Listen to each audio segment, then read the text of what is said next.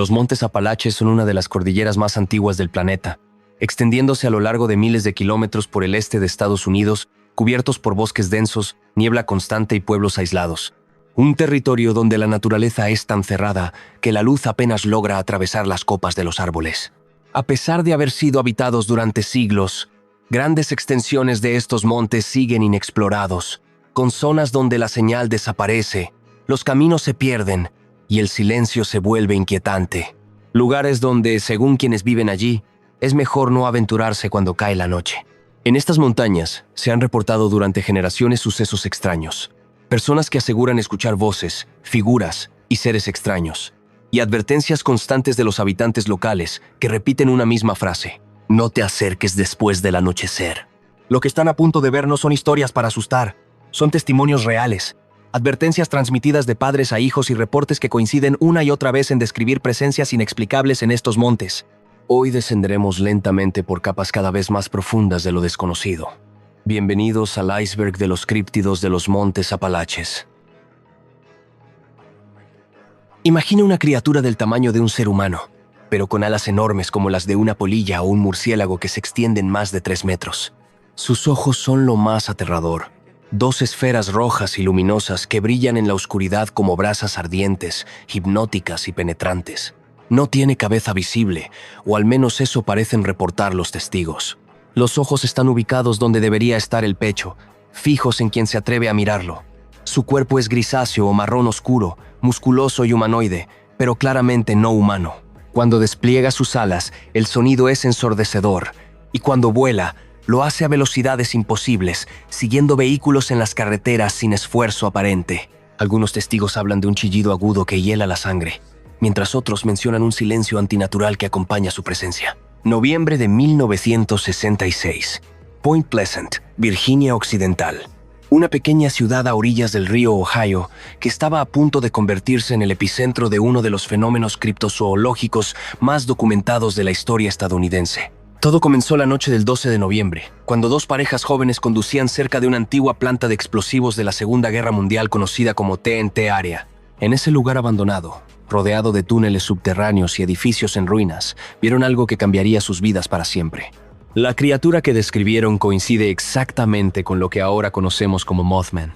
Durante 13 meses, más de 100 personas en Point Pleasant y sus alrededores reportaron avistamientos de esta entidad alada. La ciudad se sumió en un ambiente de paranoia y fascinación. Periódicos de todo el país enviaron reporteros. Los habitantes comenzaron a ver conexiones entre la aparición de Mothman y otros fenómenos extraños. Luces en el cielo, llamadas telefónicas misteriosas, hombres de negro visitando testigos. El 15 de diciembre de 1967, el puente Silver Bridge que conectaba Point Pleasant con Ohio colapsó durante la hora pico, matando a 46 personas.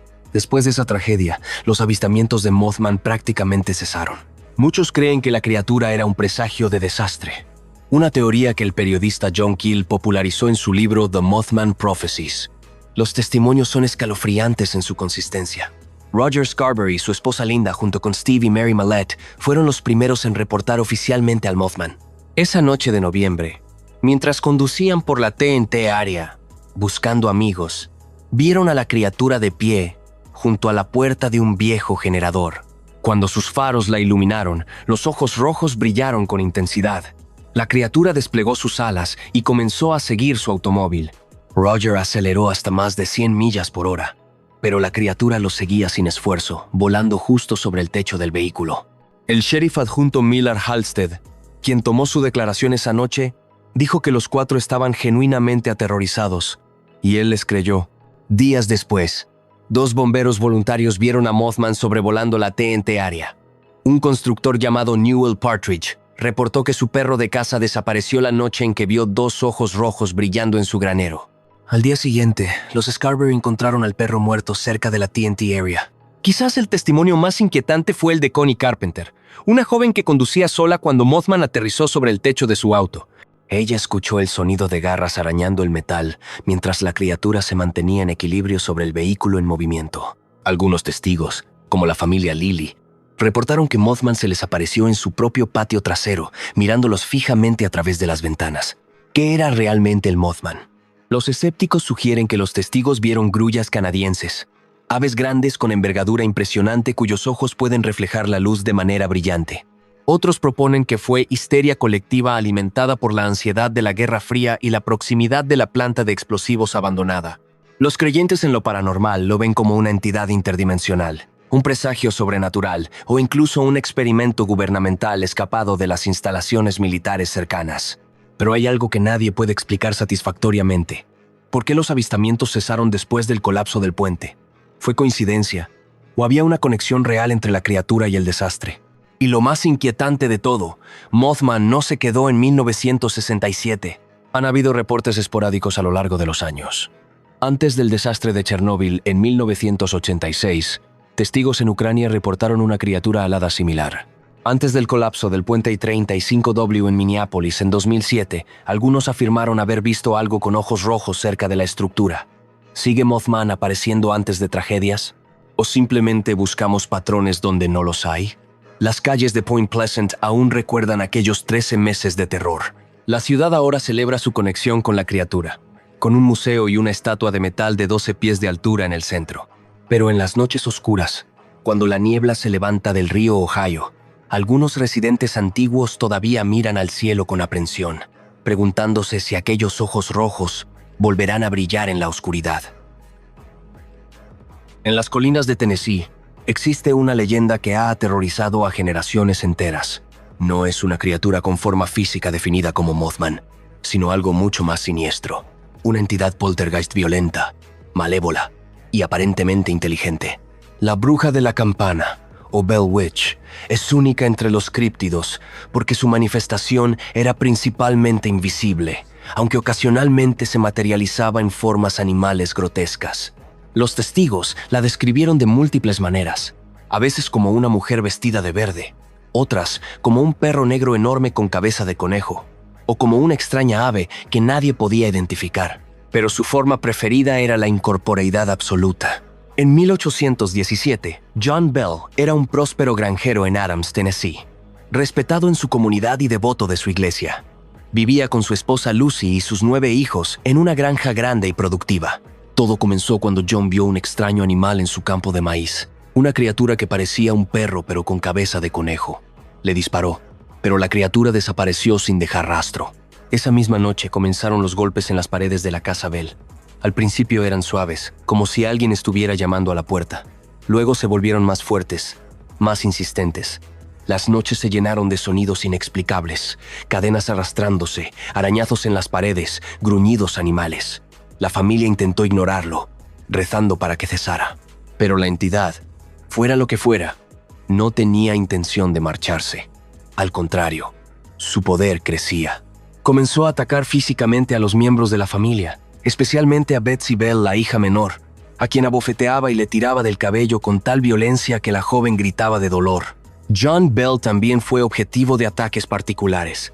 La entidad le golpeaba la mandíbula y le causaba espasmos faciales dolorosos. La voz finalmente apareció, identificándose de diversas maneras.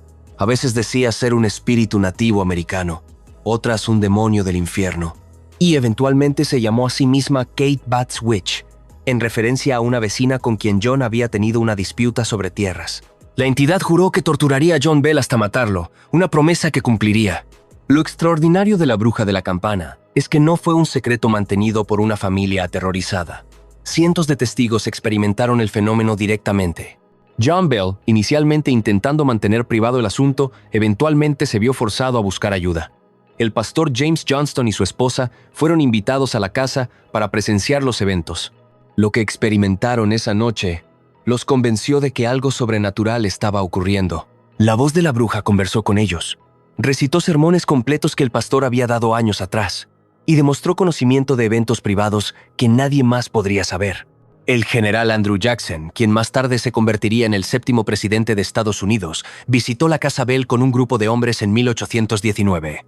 Según los relatos, Jackson y sus compañeros venían escépticos, incluso llevaban a un cazador de brujas profesional que alardeaba poder exponer el fraude. Cuando llegaron a la propiedad Bell, su carreta se detuvo inexplicablemente. Los caballos no podían moverla, sin importar cuánto lo intentaran. Entonces escucharon una voz femenina en el aire. «Está bien, general, pueden avanzar». La carreta se movió sin problemas. Esa noche, el cazador de brujas intentó usar sus trucos, pero la bruja lo golpeó tan severamente que el hombre huyó gritando. Jackson supuestamente dijo: «Prefiero enfrentarme al ejército británico completo que pasar otra noche con la bruja de Bell». Frank Miles, un vecino y amigo cercano de la familia, documentó meticulosamente los eventos. Según sus notas, la entidad podía aparecer en múltiples lugares simultáneamente, conversando con personas en diferentes habitaciones al mismo tiempo con voces diferentes. Podía repetir conversaciones que habían ocurrido a millas de distancia, como si tuviera la capacidad de estar en todas partes. En una ocasión, cuando Lucy Bell estaba enferma, la bruja sorprendentemente le llevó avellanas y uvas frescas en pleno invierno, materializándolas de la nada, y mostrando un lado casi compasivo hacia la matriarca de la familia. Pero con John Bell, la bruja no mostró misericordia. El 20 de diciembre de 1820, John Bell fue encontrado en su cama, sumido en un estupor profundo del que no despertó. Junto a su cama, había un pequeño frasco con un líquido negro desconocido. La bruja habló entonces, su voz resonando por toda la casa. Le di una dosis de ese frasco anoche mientras dormía, y eso lo arreglará. Cuando probaron el líquido con el gato de la familia, el animal murió instantáneamente. John Bell falleció ese día. Durante su funeral, la bruja cantaba canciones borrachas y se reía mientras la familia lloraba. Pero antes de irse, la entidad prometió regresar en 1828. Ese año, Lucy Bell y 2 de sus hijos experimentaron brevemente el regreso de la voz, que conversó con ellos durante algunas semanas antes de prometer volver nuevamente en 107 años, en 1935. En 1935, un descendiente de la familia Bell, Dr. Charles Bailey Bell, reportó fenómenos extraños en su casa, pero nada comparable a los eventos originales. La cueva en la propiedad Bell, conocida ahora como Bell Witch Cave, sigue siendo considerada un lugar de actividad paranormal intensa. Visitantes reportan voces, sensaciones de ser tocados y equipos electrónicos que fallan inexplicablemente. La leyenda se ha entretejido tanto en la cultura de Tennessee que es difícil separar los hechos del folclore. Pero los documentos históricos, las cartas, los diarios y los testimonios jurados de docenas de testigos respetables crean un caso que es imposible de ignorar completamente. Si todo fue un fraude, fue el fraude más elaborado y sostenido de la historia estadounidense del siglo XIX, uno que engañó a un futuro presidente y a una comunidad entera durante años. Y si no fue un fraude, entonces algo genuinamente inexplicable ocurrió en esa granja de Tennessee. Algo que desafía nuestra comprensión de la realidad misma. En la tradición navajo, hay cosas de las que no se debe hablar, especialmente después del anochecer. Los skinwalkers, o Jin al-Dushi en la lengua navajo, son una de esas cosas. No son criaturas en el sentido tradicional, sino brujos malignos que han adquirido la habilidad de transformarse en animales mediante rituales oscuros y prohibidos. Seres que, cada vez, tienen más y más testigos. Imagina una figura que a primera vista parece ser un coyote, un lobo, un cuervo o un búho, pero algo está terriblemente mal. Sus proporciones son incorrectas, demasiado altas o largas. Se mueve de manera antinatural, con una fluidez perturbadora que ningún animal real posee. Sus ojos brillan con inteligencia humana, maliciosa y consciente. A veces los ves a 4 patas, otras veces se yerguen sobre 2 piernas en una postura casi humana. Pueden cambiar de forma a voluntad. Un momento es un perro, al siguiente es una lechuza, luego quizás una persona que conoces. Su piel a menudo parece estar mal ajustada, como si fuera un disfraz que no les queda bien. Se mueven con velocidades imposibles, manteniéndose al ritmo de vehículos que van a alta velocidad. Y lo más aterrador, pueden imitar voces humanas perfectamente, llamándote por tu nombre en la voz de un ser querido desde la oscuridad, intentando que salgas de la seguridad de tu hogar. Los skinwalkers no son folclore pintoresco o leyendas campestres inofensivas. En la cultura navajo, son considerados la forma más oscura de brujería, practicada por aquellos que han cometido actos imperdonables, como el asesinato de un familiar cercano, para obtener sus poderes. Estos brujos, según la tradición, se reúnen en secreto y realizan rituales que invierten todo lo sagrado. Se visten con las pieles de los animales en los que desean transformarse, pieles obtenidas mediante métodos profanos. Una vez que alguien se convierte en skinwalker, está maldito. Ha renunciado a su humanidad a cambio de poder. Los ancianos Navajo hablan de skinwalkers que acechan las tierras de la reserva, especialmente en lugares remotos como el área alrededor de Shiprock en Nuevo México, una formación rocosa volcánica que se eleva dramáticamente desde el desierto y que está envuelta en leyendas. Los skinwalkers usan sus habilidades para sembrar terror. Aparecen en las ventanas de las casas por la noche, golpean las paredes, dejan huellas imposibles, roban objetos personales para maldecir a las personas y causan enfermedades y muerte. Hablar de ellos, especialmente usar su nombre Navajo, se cree que puede atraer su atención. Por esta razón, muchos navajos se niegan rotundamente a discutir el tema con forasteros, y cuando lo hacen, es con gran reticencia y susurros cuidadosos. Los testimonios de encuentros con skinwalkers provienen principalmente de personas Navajo y de otros pueblos nativos del suroeste. Aunque algunos forasteros que viven en o cerca de tierras tribales también han reportado experiencias inexplicables. Un relato particularmente espeluznante viene de una familia que vivía en la reserva Navajo en los años 90. Una noche, escucharon arañazos en el techo de su casa móvil, seguidos de pasos pesados que caminaban de un lado a otro sobre el metal. Cuando el padre salió con una linterna, vio una figura enorme, como un lobo pero del tamaño de un oso, parada sobre dos patas en el techo de su hogar. La criatura lo miró directamente, y el hombre juró que sus ojos contenían una inteligencia humana y una malevolencia pura. La criatura saltó del techo, aterrizando con un golpe que debería haber roto huesos, pero simplemente corrió hacia la oscuridad a una velocidad imposible. La familia encontró huellas al día siguiente. Comenzaban como patas de lobo, pero gradualmente se transformaban en algo que parecía huellas humanas deformadas. Otro testimonio proviene de un oficial de policía Navajo que patrullaba una carretera remota cerca de Tuba City, Arizona. Vio lo que pensó era un coyote al lado del camino, pero cuando lo iluminó con su foco, el animal se puso de pie sobre dos patas, revelando una altura de casi 7 pies. Tenía brazos largos que terminaban en garras, y su rostro era una mezcla horrible de coyote y humano. El oficial aceleró, pero la criatura corrió junto a su vehículo de patrulla, que iba a más de 60 millas por hora, sin esfuerzo aparente. Golpeó la ventana del conductor con su garra, dejando marcas profundas en el cristal, antes de finalmente desaparecer en el desierto. El oficial presentó un informe oficial, algo raro dado el estigma de hablar sobre skinwalkers, un testimonio de cuán perturbadora fue su experiencia. El rancho Skinwalker en Utah, aunque no está en territorio navajo tradicional, se ha convertido en sinónimo de actividad paranormal atribuida a skinwalkers y otras entidades. La tribu Ute, que habitaba esa área, consideraba la región como el camino del skinwalker y evitaba el lugar.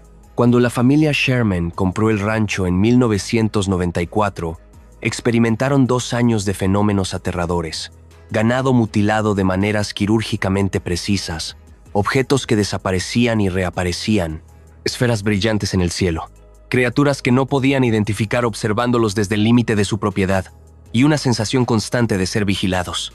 El científico Colm Kelleher, quien investigó el rancho extensamente, documentó avistamientos de lo que los testigos describieron como lobos enormes que no reaccionaban a las balas. En un incidente, uno de estos lobos fue disparado a corta distancia con un rifle de alta potencia sin efecto aparente. La criatura simplemente se alejó tranquilamente como si nada hubiera sucedido. ¿Qué son realmente los skinwalkers? Para el pueblo navajo, no hay duda. Son brujos humanos reales que han elegido un camino de maldad absoluta y han obtenido poderes oscuros como resultado. Para los investigadores paranormales, podrían ser entidades interdimensionales o críptidos genuinos que han sido malinterpretados a través del lente cultural. Los escépticos sugieren que los avistamientos son errores de identificación de animales conocidos, exagerados por el miedo y la tradición cultural. Pero entonces, ¿cómo explicar los múltiples testimonios, las huellas que cambian de animal a humanoide? Y quizás, más importante, ¿por qué una cultura entera que ha habitado estas tierras durante siglos mantiene una creencia tan consistente y aterrorizada en estas entidades? Los skinwalkers permanecen envueltos en secreto, protegidos tanto por el silencio cultural como por el miedo genuino que inspiran. Algunas cosas, dicen los ancianos, es mejor dejarlas en la oscuridad donde pertenecen. El 12 de septiembre de 1952, en el pequeño pueblo de Flatwoods, Virginia Occidental, ocurrió un encuentro que combina elementos de criptozoología y ufología en una de las historias más extrañas de la historia estadounidense. El monstruo de Flatwoods, también conocido como el fantasma de Braxton County, no encaja en ninguna categoría conocida de criatura terrestre. Los testigos describieron una entidad que parecía flotar sobre el suelo, con una altura estimada de entre 10 y 12 pies. Su cuerpo tenía forma de as de espadas, con un torso superior voluminoso que se estrechaba hacia abajo, cubierto por una prenda o armadura oscura de color verde metálico que brillaba con un brillo aceitoso bajo la luz de las linternas. No tenía piernas visibles, o si las tenía, estaban ocultas bajo su vestimenta, dando la impresión de que flotaba. Su cabeza era lo más alienígena, en forma de as de espadas o corazón, de color rojo brillante o naranja, con dos orificios que podrían haber sido ojos y que emitían una luz verdosa. Detrás de esta cabeza había una especie de capucha o estructura que se elevaba a varios pies, también brillando con luz propia. Todo comenzó alrededor de las 7:15 de la tarde cuando varios niños, incluyendo a los hermanos Eugene y Fred May, vieron un objeto brillante cruzar el cielo y aparentemente estrellarse en una colina cerca de la granja de Bailey Fisher. Lo describieron como una bola de fuego roja que dejaba un rastro de humo. Emocionados, pensando que podría ser un meteorito o incluso un platillo volador, los niños corrieron a buscar a Kathleen May, la madre de Eugene y Fred, y a Eugene Lemon, un joven guardián nacional de 17 años. El grupo, que también incluía al perro de los Lemon, subió la colina con linternas para investigar. Al acercarse a la cima, notaron un olor extraño y opresivo en el aire. El perro comenzó a ladrar frenéticamente hacia un roble grande cerca del lugar del presunto impacto. Eugene Lemon apuntó su linterna hacia el árbol, y lo que vio haría historia. Allí, flotando o posándose detrás del roble, estaba la criatura que más tarde se conocería como el monstruo de Flatwoods. Sus ojos verdosos y brillantes miraron fijamente al grupo. Kathleen May describió más tarde que cuando la luz de la linterna golpeó a la criatura, sus ojos se encendieron como reflectores de automóvil. La entidad comenzó a flotar hacia el grupo, emitiendo su silbido característico. El pánico se apoderó del grupo. El perro huyó con el rabo entre las patas y no regresó a casa durante varios días.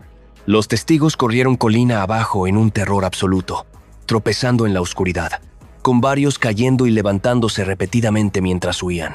Kathleen May no esperó hasta la mañana para reportar lo que habían visto. Esa misma noche, llevó al grupo al periódico local, el Braxton Democrat, donde el copropietario A. Lee Stewart escuchó su historia. Lo que lo impresionó fue que todos los testigos, incluidos los niños, contaban la misma historia con detalles consistentes, y varios todavía estaban visiblemente enfermos, con náuseas y ojos irritados. Stewart acompañó al grupo de regreso al sitio alrededor de las 9 p.m. con equipos adicionales. Aunque no encontraron la criatura, descubrieron algo inquietante: un patrón circular de hierba aplastada, de aproximadamente 15 pies de diámetro, y dos extrañas marcas de deslizamiento en el suelo. El área todavía hedía con ese olor metálico nauseabundo. En los días siguientes, más testigos se presentaron. 2 conductores reportaron haber visto un objeto brillante similar volando bajo sobre la carretera esa misma noche. Un niño local llamado Max Lockhart afirmó haber visto una criatura similar 2 semanas antes del incidente principal, pero no lo había reportado por miedo a que se rieran de él. La historia se volvió nacional cuando el periódico New York Times la recogió.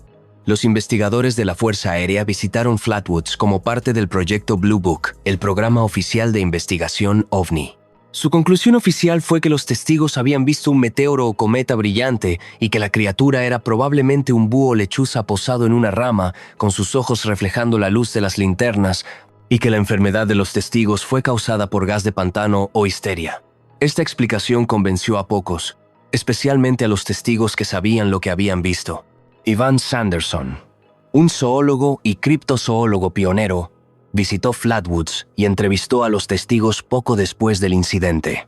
Quedó convencido de la sinceridad de los testigos y notó que sus síntomas físicos eran consistentes con exposición a algún tipo de gas o radiación, no con histeria.